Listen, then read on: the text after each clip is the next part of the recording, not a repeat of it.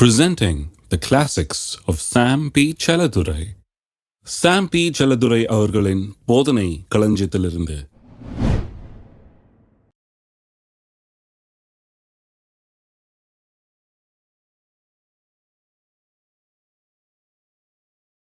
நீங்கள் ஆசீர்வாதங்களை பெற்று அனுபவிப்பதற்கு பிசாசு ஒரு தடை கிடையாது. விசுவாசிகளுக்கு பிசாசு ஒரு தடை கிடையாது. 2ஆம் அதிகாரம் 15ஆம் வசனத்தை வாசிப்போம். துரைத்தனங்களையும் அதிகாரங்களையும் உரிந்து கொண்டு வெளியரங்கமான கோலமாக்கி அவைகளின் மேல் சிலுவையிலே வெற்றி சிறந்தார். கல்வாரி சிலுவையில மரித்த அவர் பாதாளத்துக்கு இறங்கி நாம் செல்ல வேண்டிய அந்த பாதாளத்திலே பிசாசை நேரடியாய் சந்தித்து அவனை ஒன்றுமில்லாமல் ஆக்கி அவனை அதிகாரம் அற்றவனாக பலன் அற்றவனாக நம் மீது அவனுக்கு பெரிய அதிகாரம் எதுவுமே கிடையாது, அந்த விதத்தில் அவனை ஒன்றுமில்லாதவன் ஆக்கி கல்வாரி சிலுவையின் மூலமாக இயேசு அவன் மீது வெற்றி சிறந்தார் என்று வாசிக்கிறோம். அப்ப பிசாசினுடைய வெற்றிக்கு தடை கிடையாது.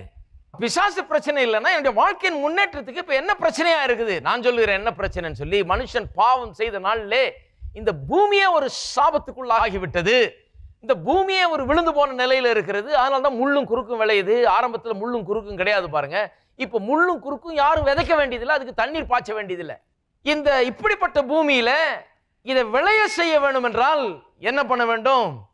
தேவனுடைய வார்த்தை வந்து விளைச்சலை உண்டு பண்ண வேண்டும். தேவனுடைய வார்த்தையை நாம் எடுக்க வேண்டும், அதை இருதயத்தில் வைக்க வேண்டும். இந்த பொல்லாத பிரபஞ்சத்தில், இந்த பொல்லாத பூமியில, எல்லா தீமைகளும் நிறைந்த இந்த பூமியில, எல்லா அக்கிரமங்களும் நிறைந்த அந்த பூமியிலே, இருள் நிறைந்த இந்த பூமியிலே ஒளியின் மக்களாய் நம்ம வாழ்ந்து கர்த்தருடைய வார்த்தையை நம்முடைய உள்ளத்தில் வைத்து அதை வாயில பேசி நம்முடைய உள்ளத்தை பொறுத்த வரைக்கும் நாம் என்ன விரும்புகிறோமோ அவைகளை விளைய செய்ய வேண்டும். இயேசு இந்த உலகத்தில் இருக்கும்போது அதை காண்பித்தார் எப்படி அதை செய்யறதுன்னு சொல்லி. திருப்புவோம் லூக்கா எழுதின சுவிசேஷம் 6ஆம் அதிகாரம், லூக்கா 6:20. இப்பொழுது ஒரு வித்தியாசம் வந்திருக்குது. இயேசு வந்து விட்டபடினாலே எல்லாருக்கும் ஒரு நற்செய்தி. இயேசு இந்த பூமிக்கு வந்தபடினாலே மனுஷனுடைய ஸ்தானத்தில் அவர் நின்று நமக்காக பிசாசை ஜெயித்து நமக்காக ரட்சிப்பை பெற்று தந்து நம்முடைய பாவ சாபங்களை சுமந்து தீர்த்தபடினாலே ஒரு பெரிய வித்தியாசம் வருகிறதுன்னு சொல்றார். 20ஆம் வசனத்தை பார்ப்போம். அப்பொழுது அவர் தம்முடைய சீஷர்களை நோக்கி பார்த்து, தரித்திரராகிய நீங்கள் பாக்கியவான்கள். நிறைய பேருக்கு ஃபேவரட் வேர்ஸ் இது. தரித்திரராகிய நீங்கள் பாக்கியவான்கள். அப்படின்னா என்ன நினைக்கிறாங்க? தரித்திரராக இருந்தா பாக்கியவான்கள் அப்படின்னு நினைக்கிறாங்க. கிடையாது. அப்படியே சொல்லி நல்லா ஆழமா பாருங்க. தரித்திரராகிய நீங்கள் பாக்கியவான்கள், தேவனுடைய ராஜ்யம் உங்களுடையது. அவர் என்ன சொல்றாரு? பா, நீ தரித்திரத்தில் இருக்கிறியா, குறைவில் இருக்கிறியா, பற்றாக்குறையில் இருக்கிறியா, தாழ்ச்சியில் இருக்கிறியா, ஒன்றுமில்லாமல் கிடக்கிறியா? நீ பாக்கியவான். ஏனென்று சொன்னால் பிசாசுடைய ஆளுகை போய் பிசாசுடைய வல்லமையெல்லாம் உரிந்து கொள்ளப்பட்டு பிசாசு ஒன்றுமில்லாமல் ஆக்கப்பட்டு தேவனுடைய ராஜ்யம் இப்பொழுது சமீபமா இருக்கிறது. அவர் வந்துட்டாரு, இதெல்லாம் செய்ய போகிறார். அதனால தான் சொல்றார், தரித்திரரை பார்த்து சந்தோஷமா இருங்க. ஏனென்று சொன்னால் உங்கள் தரித்திரத்துக்கு ஒரு முடிவு வரப்போகிறது. தரித்திரரா இருக்கிற நீங்கள் பாக்கியவான்கள். தரித்திரரா இருக்கிறதுனால பாக்கியவான்கள் அல்ல. எவ்வளவு பெரிய வம்பு பாருங்க. சபை எப்படி போதிச்சு, எப்படி ஜனங்களை எப்படி இந்த ஜனங்களும் ஏற்றுக்கொள்றாங்கன்னு தெரியல. வேதத்தில் சொல்லியிருக்கியா தரித்திரரா இருக்கிற நாம் பாக்கியவான் சொல்லி. அதில் இவங்க தரித்திரத்துக்கு ஒரு எக்ஸ்கியூஸ். என்ன பாக்கியவான்னு சொல்லியிருக்குது. ஏன் பாக்கியவான்னு சொல்லியிருக்குதுன்னா, இப்போ இயேசு வந்து விட்டார், இயேசுவை விசுவாசி, இயேசுவின் மூலமாக தரித்திரம் நீங்க போகிறது, இயேசுவின் மூலமாக தேவனுடைய ராஜ்யம் உனக்குள்ள வரப்போகிறது, ராஜ்யத்துக்குரிய ஆசீர்வாதங்கள் வரப்போகிறது, பிசாசுடைய ராஜ்யத்திலிருந்து விடுதலை உனக்கு கிடைக்கிறது, அவனுடைய வல்லமையிலிருந்து உனக்கு விடுதலை கிடைக்கிறது, பிசாசு உன்னை ஆள முடியாது, அந்த இருளின் ராஜ்யம் தன்னுடைய அதிகாரத்தை செலுத்த முடியாது, தரித்திரத்தை உன்மேல் வைக்க முடியாது, ஒரு புதிய ராஜ்யத்துக்குள்ள நீ வந்திருக்கிறாய், ஆகவே நீ பாக்கியவான், ஆகவே தரித்திரராய் இருக்கிற நீங்கள் பாக்கியவான்கள், ஏனென்றால் தேவனுடைய ராஜ்யம் உங்களுடையது. இதை நம்பலையா? அடுத்த வசனம் வாசிங்க. இப்பொழுது பசியாய் இருக்கிற நீங்கள், என்ன சொல்லியிருக்கு? அதுதான் பைபிளை முழுசா வாசிக்கணுங்கிறது. இப்பொழுது பசியாய் இருக்கிற நீங்கள் பாக்கியவான்கள். அடுத்தது என்ன? அதுதான் அது. இருக்கீங்களா? இப்பொழுது பசியா இருக்கிற நீங்கள் பாக்கியவான்கள். ஏன் பாக்கியவான்கள்? இப்படியே பசியோடு இருந்து அப்படியே பரலோகம் போறீங்க, அந்த பாக்கியத்தை பெற்றிருக்கீங்கன்றாரா? கிடையாது. இப்பொழுது பசியா இருக்கிற நீங்கள் பாக்கியவான்கள், ஏனென்றால் நீங்கள் திருப்தி அடைய போகிறீர்கள். உங்களை திருப்தியாக்குவது தேவனுடைய சித்தம். இந்த பொல்லாத பிரபஞ்சத்திலிருந்து எல்லா பொல்லாப்புகளிலிருந்து உங்களை விடுவிப்பது தேவனுடைய சித்தம். உங்களுடைய குறைகளை போக்குவது தேவனுடைய சித்தம். அதுக்காகவே தேவனுடைய குமாரன் வந்தார். மனுஷனை ஆளும்படியா வைத்திருந்தார். அவன் சொன்னா நடக்கும், அப்படிப்பட்ட ஒரு மனுஷன். ஆனால் தன்னுடைய அதிகாரத்தை எல்லாம் பிசாசத்தில் கொடுத்து விட்டான். வந்து திரும்ப அவனத்தில் பெற்று தர வேண்டும் தான் இயேசு வந்தார். அதை செய்து முடித்து விட்டார். அதை செய்யும் முன்னாலதான் சொல்றாரு, சந்தோஷமா இருங்க, ஏனென்றால் தேவனுடைய ராஜ்யம் இப்பொழுது சமீபமா இருக்கிறது, தேவனுடைய ராஜ்யம் உங்களுடையது. ஆகவே தரித்திரருக்கு ஒரு அனௌன்ஸ்மெண்ட். ஆகவேதான் லூக்கா 4:18 சொல்லப்பட்டிருக்கிறது. இயேசு சொல்லுகிறாருங்க, கர்த்தருடைய ஆவியானவர் என் மேல் இருக்கிறார். உடனே என்ன சொல்லுகிறார்? தரித்திரருக்கு சுவிசேஷத்தை பிரசங்கிக்கும்படி என்னை. தரித்திரருக்கு என்ன சுவிசேஷம் பிரசங்கம் பண்ணுவீங்க? தரித்திரருக்கு நீங்கள் தரித்திரரா, நீங்கள் பாக்கியவான்கள், இப்படியே ஒரு நாள் பரலோகம் போய் சேருவீங்கன்னு சொல்றது ஒரு பெரிய சுவிசேஷமா? கிடையாது. தரித்திரருக்கு சுவிசேஷம்னா தரித்திரருக்கு நற்செய்தி. என்ன நற்செய்தி? உன்னை ஆண்டு கொண்டிருந்த தரித்திரம், பிசாசனுடைய இருளின் வல்லமை, தரித்திரத்துக்கு உள்ளாக்கி வைத்திருந்த அந்த சக்திகளை எல்லாம் நான் ஒன்றுமில்லாமல் ஆக்கிவிட்டேன். இனிமேல் பிசாசுடைய ஆசீர்வாதத்தை தடுத்து நிறுத்த முடியாது. இப்பொழுது பசியாயிருக்கிற நீங்கள் பாக்கியவான்கள், ஏனென்றால் திருப்தி அடைய போகிறீர்கள். இருக்கீங்களா? இப்பொழுது அழுகிற நீங்கள் பாக்கியவான்கள், இனி நகைப்பீர்கள். பாருங்க, ஒரு புது யுகம் வருகிறது, புதிய மாற்றம் வருகிறது. ஏனென்று சொன்னால் அவர் பிசாசை டீல் பண்ணி அவனை ஒன்றுமில்லாமல் ஆக்கி எல்லா அதிகாரத்தையும் பறித்து அந்த அதிகாரத்தை நம்முடைய கையில் கொடுத்து விட்டார். நல்லா கவனிக்க வேண்டும். அவனுடைய அதிகாரத்தை பறித்தார்னு ஒன்று, அவருக்கெல்லாம் அதிகாரம் இருக்குதுன்னு ஒன்று, அது இன்னொன்று.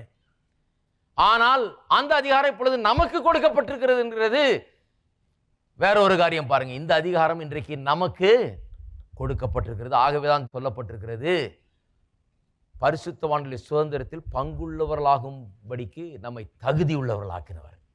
பரிசுத்தவான்கள் எப்படி இருக்கணுமோ, தேவனுடைய பிள்ளைகள் எப்படி வாழ வேண்டுமோ, அப்பேற்பட்ட ஆசீர்வாதத்தில் வாழ்வதற்கு வேண்டிய எல்லா தகுதிகளையும் பலத்தையும் நமக்கு அவர் கொடுத்திருக்கிறார். தேவனுடைய பிள்ளைகள் எப்படி இருக்க வேண்டுமோ அப்படி இருக்கக்கூடிய பலத்தை நமக்கு கொடுத்திருக்கிறார்.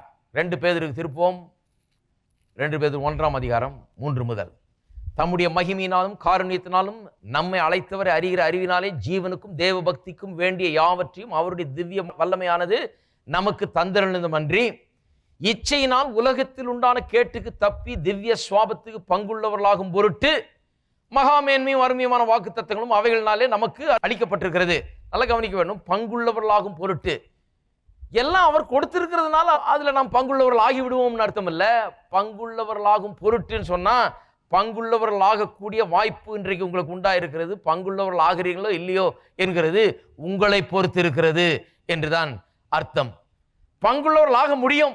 பங்குள்ளவர்கள் ஆகும் பொருட்டு தான் அந்த வாக்கு தத்தங்கள்லாம் கொடுக்கப்பட்டிருக்கிறது. நாம் பங்குள்ளவர்கள் ஆக போகிறோமா என்னங்கிறது நம்மை பொறுத்து இருக்கிறது. நாம் என்ன செய்ய போகிறோம் என்பதை பொறுத்து இருக்கிறது. நாம் இந்த இருதயமாகிய நிலத்தில் தேவனுடைய வார்த்தை எப்படி வைக்க போகிறோம் என்பதில் இருக்கிறது. மார்க் 4ஆம் அதிகாரத்துக்கு திருப்போம். மார்க் எழுதின சுவிசேஷம் 4ஆம் அதிகாரத்துக்கு 11ஆம் வசனம். அதற்கு அவர், தேவனுடைய ராஜ்யத்தின் ரகசியத்தை அறியும்படி உங்களுக்கு அருளப்பட்டது, புறம்பே இருக்கிறவர்களுக்கோ இவைகளெல்லாம் ஊமைகளாக சொல்லப்படுகிறது. அவர்கள் குணப்படாதபடிக்கும் பாவங்கள் அவர்களுக்கு மன்னிக்கப்படாதபடிக்கும் அவர்கள் கண்டும் காணாதவர்களாம் கேட்டும் உணராதவர்களாம் இருக்கும்படி இப்படி சொல்லப்படுகிறது என்றார். பின்னும் அவர் அவர்களை நோக்கி, இந்த ஊமையை நீங்கள் அறியவில்லையா? அறியாவிட்டால் மற்ற ஊமைகளை எல்லாம் எப்படி அறிவீர்கள்? அதாவது விதைக்கிறவன் வசனத்தை விதைக்க புறப்பட்டான்னு ஒரு ஊமை சொல்றார் இல்லையா? அதுதான் இருக்கிறதுலேயே ரொம்ப முக்கியமான ஊமைன்னு சொல்றார். இந்த ஊமையை நீங்கள் அறியாவிட்டால் மற்ற ஊமைகள் எல்லாம் எப்படி அறிந்து கொள்ள போறீங்க? ஏன்னா இந்த ஊமை தான் இந்த கிறிஸ்தவ வாழ்க்கைக்கே அஸ்திபாரமாக இருக்கிற ஊமை. அந்த ஊமையில் என்ன சொல்லுகிறார்? விதைக்கிறவன் வசனத்தை விதைக்கிறான். 14ஆம் வசனம் சொல்லப்பட்டிருக்குது, வசனத்தை விதைக்கிறான். அப்ப வசனம் ஒரு விதையாம். எங்க விதைக்கிறான்? இருதயங்களில் விதைக்கிறான். அடுத்த வசனம் சொல்லுது, வசனத்தை கேட்ட உடனே சாத்தான் அவள் இருதயங்கள் விதைக்கப்பட்ட வசனத்தை எடுத்து போடுகிறானாம். அப்ப வசனம் ஒரு விதை. அது எங்க விதைக்கப்படுகிறது? இருதயத்தில் விதைக்கப்படுகிறது. ஏன் அந்த வசனம் இருதயத்தில் விதைக்கப்படுகிறது? ஏன் விதைக்கணும் அந்த வசனத்தை? ஏன் அது விதையா இருக்கிறது? என்ன விளைச்சல் அது உண்டு பண்ண போகிறது? நான் சொல்லுகிறேன், சுகம் என்னும் விளைச்சலை, செழிப்பு என்கிற விளைச்சலை, சமாதானம் என்னும் விளைச்சலை, வெற்றி என்னும் விளைச்சலை, உங்களுடைய வாழ்க்கைக்கு நீங்கள் எதையெல்லாம் தேடிக்கொண்டிருக்கிறீர்களோ, எதெல்லாம் உங்களுக்கு நல்லதோ, எதையெல்லாம் தேவன் உங்களுக்காக ஏற்படுத்தி வைத்திருக்கிறாரோ அதையெல்லாம் உங்களுடைய வாழ்க்கையில விளைய செய்வது, உங்க வீட்டில் விளைய செய்யறதுக்கு, உங்களுடைய வாழ்க்கையில் விளைய செய்வதற்காக இது ஒரு விதையா இருக்கிறது. இருக்கீங்களா? அதனால தான் பாருங்க, வசனம் ரொம்ப முக்கியம். அதனால தான் வசனம் இல்லாமல் ஜெபமே கிடையாது. உங்களுடைய வாழ்க்கையில் ஏதாவது நடக்க வேண்டும் என்றால், தேவனுடைய ஆசீர்வாதங்கள் எல்லாம் வந்து கிடைக்க வேண்டும் என்றால், கிட்ட வேண்டும் என்றால், அந்த வசனமாகிய விதை இருதயத்தில் செல்லணும். இதுதான் மெத்தட் பாருங்க. இப்படி தான் கர்த்தர் வச்சுட்டார். இருதயத்துக்குள்ள வசனம் செல்ல வேண்டும், அது விதைக்கப்பட வேண்டும். இங்கே சொல்லப்பட்டிருக்கிறது, விதைக்கப்பட்ட வசனத்தை எடுத்து போடுகிறானாம் சாத்தான் வந்து. சிலர் நினைக்கிறாங்க விதைச்ச உடனே எடுத்து போட்ட அப்படிங்க. விதைச்ச உடனே சாத்தான் எடுத்து போடுறான்னு எழுதியிருக்கேன்னு. 13ஆம் அதிகாரம் மத்தேயு எழுதின சுவிசேஷத்தில் பார்த்தீங்கன்னா சரியான அர்த்தம் சொல்லப்பட்டிருக்கிறதாங்க. எந்த இருதயத்திலிருந்து சாத்தான் எடுத்து போடுகிறான் என்று. மத்தேயு 13ல் அதே பேரபிள், அதே ஓமை இங்கே கொஞ்சம் வித்தியாசமாக சொல்லியிருக்கு. ஒருவன் ராஜ்யத்தின் வசனத்தை கேட்டும் உணராது இருக்கும்போது, அதாவது அதை புரிந்து கொள்ளாது இருக்கும்போது, பொல்லாங்கன் வந்து அவன் இருதயத்தில் விதைக்கப்பட்டதை பறித்து கொள்கிறான். அப்ப இந்த பொல்லாங்கன் சாத்தான் வந்து யாருடைய இருதயத்திலிருந்து எடுத்து போடுகிறான்? வசனத்தை கேட்டவர்களுடைய எல்லாருடைய இருதயத்திலிருந்தும் அதை எடுக்க முடியாது. அதை புரிந்து கொள்ளாதவர்களுடைய இருதயத்திலிருந்து அதை எடுத்து போடுகிறான். நல்லா கவனிக்க வேண்டும். ஆகவேதான் வசனத்தை கேட்கறது மட்டும் முக்கியமல்ல, அதை புரிந்து கொள்வது முக்கியம். ஏனென்றால் புரிந்து கொள்ளாத விதத்தில் ஏதோ உட்கார்ந்துட்டு போனோம்னா கேட்டதெல்லாம் ஒன்றுமில்லாமல் போயிடுது. ஏன்னா பிசாசு எடுத்துக்கொண்டு போய் விடுகிறான். அப்ப எந்த விளைச்சலும் உண்டாக முடியாது. நாம நினைக்கிறோம் இங்க போய் ஜெபம் பண்ணிக்கிட்டா அங்க போய் ஜெபம் பண்ணிக்கிட்டா நம்முடைய வாழ்க்கையெல்லாம் பிரமாதம் ஆயிடுமாக்குன்னு. கிடையாது. கர்த்தர் சொல்றார், நான் ஒரு மெத்தட் வச்சிருக்கிறேன். அந்த மெத்தட் இதுதான். அதனால தான் சொல்றாரு, இந்த ஓமையை புரிந்து கொள்ளாமல் எதையுமே புரிந்து கொள்ள முடியாது. தேவனுடைய ராஜ்யத்தையே புரிந்து கொள்ள முடியாது. தேவனுடைய ராஜ்யத்துக்கு அடுத்த காரியங்களே புரிந்து கொள்ள முடியாது. ஆவிக்குரிய ஜீவியத்தையே இந்த ஓமை இல்லாமல் புரிந்து கொள்ள முடியாது. என்ன ஓமை இது? வசனம் ஒரு விதை, அது இருதயமாகிய நல்ல நிலத்தில் அது விதைக்கப்பட வேண்டும். விதைக்கப்படும் போது சாத்தான் வந்து அதை எடுக்கிறதுக்கு ரெடியா இருக்கிறான். அந்த வார்த்தை மேல நீங்கள் வைத்திருக்கிற நம்பிக்கை எப்படியா எடுத்து போடணும்னு அவன் பார்க்கிறான். எப்போ எடுத்து போட முடியாமல் போகிறது? நீங்கள் இந்த கேட்ட வசனத்தை நன்றாய் அறிந்து கொள்ளும் போது, உணர்வுள்ளவர்களாய் மாறும்போது, இதை குறித்த ஆழமான அறிவு உண்டாகும் போது உங்களிடத்தில் எடுத்துக்கொள்ள முடியாமல் போய்விடுகிறது. இதெல்லாம் ரொம்ப முக்கியம். வசனம் விதை, இருதயம் நிலம், இதெல்லாம் ரொம்ப முக்கியமான ஒரு காரியம் பாருங்க. அப்புறம் 23ஆம் வசனம், கேட்கிறதுக்கு ஒருவன் காது உள்ளவனாயிருந்தால் கேட்க கடவன் என்றார். பின்னும் அவர் அவர்களை நோக்கி, நீங்கள் கேட்கிறதை கவனியுங்கள். ஆங்கிலத்தில் ரொம்ப அருமையாக சொல்லிடு, take heat what you here. நீங்கள் என்ன கேட்கிறீர்கள் என்பதை கவனியுங்கள். அதுதான் அங்கே அர்த்தம். கேட்கிறதை கவனியுங்கள் இல்ல, நீங்க என்னத்தை கேட்கிறீங்க என்பதை கவனியுங்கள். எந்த அளவினால் அளக்கிறீர்களோ அந்த அளவினால் உங்களுக்கும் அளக்கப்படும். கேட்கிற உங்களுக்கு அதிகம் கொடுக்கப்படும் சொல்றாரு. உள்ள போகிற விதையெல்லாம் ரொம்ப முக்கியம். உள்ள போகிற ஒவ்வொரு வார்த்தையும், நீங்கள் கேட்கிற ஒவ்வொரு வார்த்தையும் உங்கள் இருதயத்துக்குள்ளே செல்லுகிற ஒரு விதை மாதிரி இருக்குது. அதனால தான் நீங்கள் எதை கேட்டாலும் என்ன கேட்கிறோம் என்பதை குறித்து ஜாக்கிரதையாக இருக்க வேண்டும். என்ன விதமான விதைகள் உங்களுக்குள்ளே செல்லுகிறது என்பதை குறித்து ஜாக்கிரதை உள்ளவர்களாக இருக்க வேண்டும். என்ன செல்லுகிறது என்பது ரொம்ப முக்கியம். ஏனென்றால் என்ன செல்லுகிறதோ அதுதான் விளைய போகிறது. எந்த அளவினால் அளக்கிறீர்களோ அந்த அளவினால் உங்களுக்கும் அளக்கப்படும். கேட்கிற உங்களுக்கு அதிகம் கொடுக்கப்படும். நல்ல காரியங்களே அதிகமாய் கேட்டீர்கள் என்றால் நல்ல காரியங்கள் அதிகமாய் உங்களுக்கு கொடுக்கப்படும். அடுத்த வசனம் சொல்லுது பாருங்க, உள்ளவனவனோ அவனுக்கு கொடுக்கப்படும், இல்லாதவனவனோ அவனிடத்தில் உள்ளதும் எடுத்து கொள்ளப்படும். இதெல்லாம் எதை குறித்து சொல்லப்பட்டிருக்கிறது? வசனத்தை இருதயத்தில் விதைக்கிறத பற்றி சொல்லி இருக்குது. என்ன சொல்லுகிறது? என்ன கேட்கிறீர்கள் என்பதை குறித்து கவனமாயிருங்கள். கேட்கிற உங்களுக்கு அதிகம் கொடுக்கப்படும், உள்ளவனவனோ அவனுக்கு கொடுக்கப்படும், இல்லாதவனவனோ அவனிடத்தில் உள்ளதும் எடுத்து கொள்ளப்படும். கேட்க வேண்டும், ஆனால் என்ன கேட்கிறோம் என்பதில் ஜாக்கிரதையா இருக்க வேண்டும். ஏனென்றால் என்ன கேட்கிறோம் என்பதுதான் நமக்குள்ள ஒரு விளைச்சலை உண்டாகிறது. என்ன நாம் அறிக்கை செய்கிறோம், என்ன கேட்கிறோம், என்ன விதமான சத்தியங்கள் உள்ள போகிறது என்பது மிகவும் முக்கியம் வாய்ந்ததாக இருக்கிறது என்று சொல்லுகிறார். பாருங்க, மத்தேயு எழுதின சுவிசேஷம் 12ஆம் அதிகாரத்தில் இயேசு சொல்லுகிறார். மத்தேயு 12 34 35 வசனங்களிலே, விரியன் பாம்பு குட்டிகளே, நீங்கள் பொல்லாதவர்களாக இருக்க நலமானவர்களை எப்படி பேசுவீர்கள்? இருதயத்தின் நிறைவினால் வாய் பேசும். பாருங்க, இருதயத்தில் என்ன இருக்குதுன்னு ரொம்ப முக்கியம். நல்ல மனுஷன் இருதயமாகிய நல்ல பொக்கிஷத்திலிருந்து நல்லவைகளை எடுத்து காண்பிக்கிறான். பொல்லாத மனுஷன் பொல்லாத பொக்கிஷத்திலிருந்து பொல்லாதவைகளை எடுத்து காட்டுகிறான்.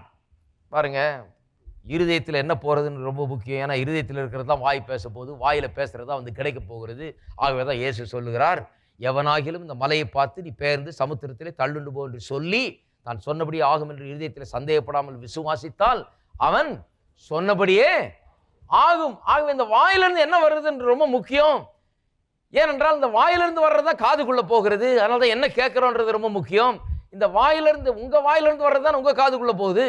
என்ன பேசுகிறீர்கள் என்பது முக்கியம். ஏன்னா அதுதான் காதுக்குள்ள போகுது. அதுதான் இருதயத்துக்குள்ளே போக போகுது. அதை தான் ரொம்ப விசுவாசிக்க போகிறீங்க. எதை விசுவாசிக்கிறீர்களோ அதை தான் என்ன பண்ண போகிறீங்க? பெற்றுக்கொள்ள போகிறீர்கள் என்று இங்கே சொல்லப்பட்டிருக்கிறது. ரொம்ப நல்லா கவனிக்க முடியும். ஆதியாகமம் 1ஆம் அதிகாரத்தில் பார்த்தீங்கன்னா 11, 12 வசனங்கள் தான் அந்த அதிகாரத்துக்கே ஒரு திறவுகோலா இருக்குது பாருங்க. அந்த வசனம் கிறிஸ்தவ வாழ்க்கைக்கே ஒரு அஸ்திபாரமா இருக்கிறது பாருங்க. அப்பொழுது தேவன் பூமியானது புல்லையும் விதையை பிறப்பிக்கும் பூண்டுகளையும் பூமியின் மேல் தங்கள் விதையுடைய கனிகளையும் தங்கள் ஜாதியின்படியே கொடுக்கும் கனி விருட்சங்களையும் முளைப்பிக்க கடவுது என்றார்.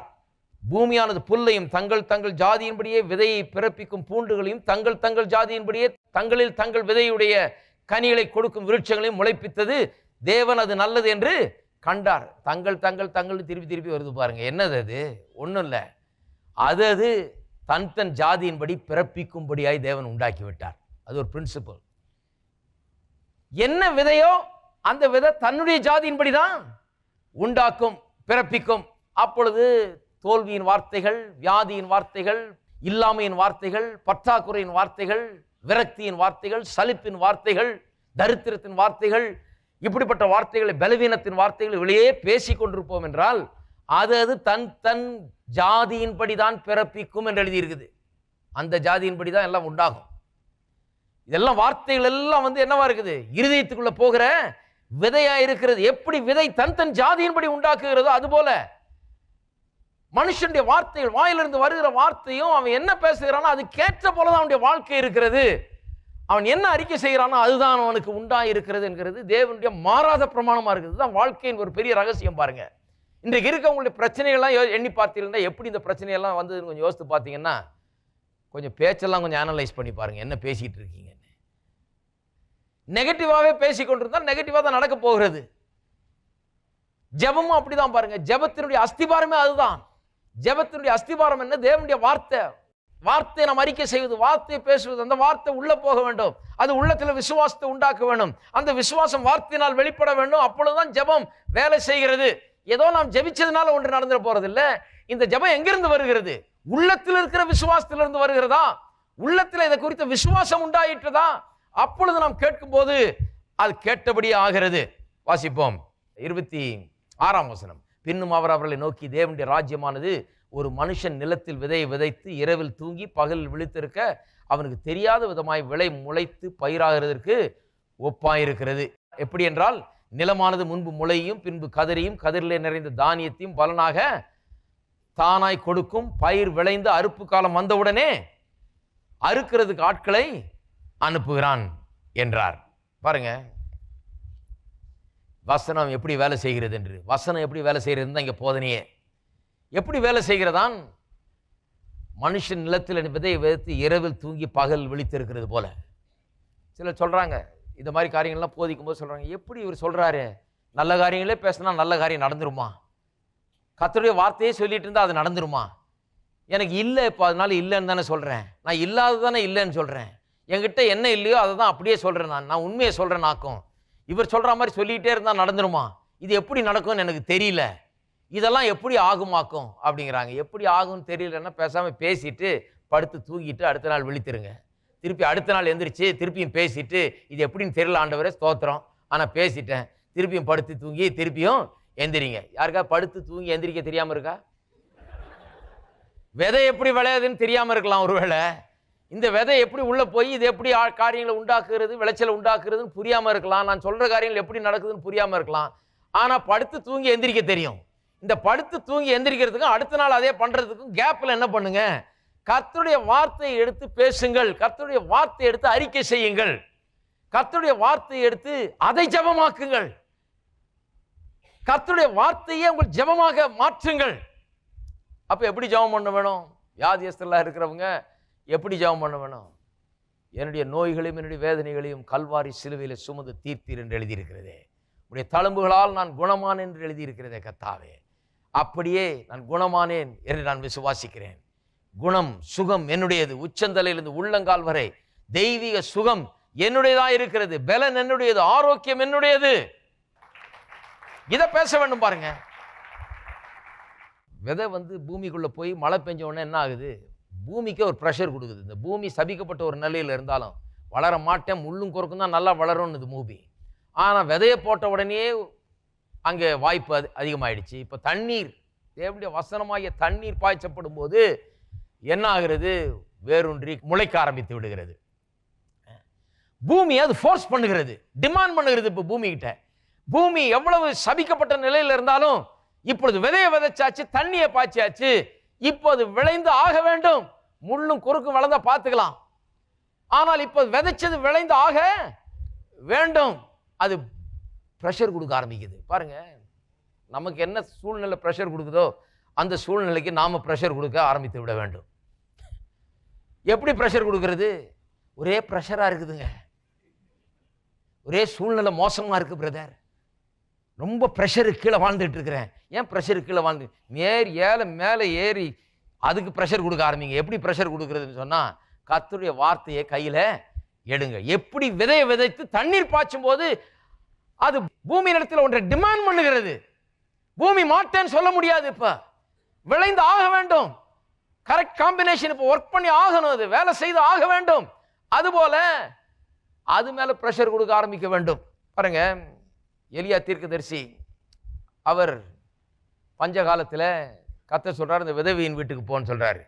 விதவியின் வீட்டுக்கு போன உடனே இவருக்கு ஒரே ப்ரெஷராக இருக்குன்னு நினைக்கிறேன். ஆண்டவரே, எல்லாம் பஞ்சம், பணக்காரன் வீட்லேயே சாப்பாடு இல்லை, இப்போ பார்த்து ஒரு விதவை வீட்டுக்கு போனா என்ன ஆகுறது? நான் ஒரு நல்ல வீட்டுக்காக, வசதியான ஆள் வீட்டுக்காக அனுப்ப வேணாமா அப்படின்னு சொல்லி யோசிச்சிருப்போம். ஒரே ப்ரெஷரில் தான் போயிருப்பாருன்னு நினைக்கிறேன். அங்கே போய் ஒரே ப்ரெஷராக இருக்குது. இந்த விதவையை பார்த்து, இந்த விதவையா அப்படின்னு பார்த்தா அந்த அம்மா விறகு பொறுக்கிட்டு இருக்குது. அம்மா கொஞ்சம் தண்ணி கொண்டு வான்னு இருக்கிறாரு. அப்படியே போகும்போது சொல்லியிருக்கா, எனக்கு கொஞ்சம் ஒரு அப்பம் பண்ணி எனக்கு கொண்டாடுறாரு. என்ன ஆள் பாருங்க, ப்ரெஷர் அந்த அம்மா மேலே போடுறாரு டக்குன்னு.